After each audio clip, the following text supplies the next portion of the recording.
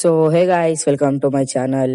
ఇవాళ అయితే మళ్ళా పతంగ ఎగరేయడానికి అయితే వచ్చినాం. మన దూల్పేట నుంచి పతంగ అయితే వచ్చినాం. అది చూడూరి మన బాబిన్ మన చిరాక్. ఇప్పుడైతే మనం పతంగ అయితే ఎగరేసాం.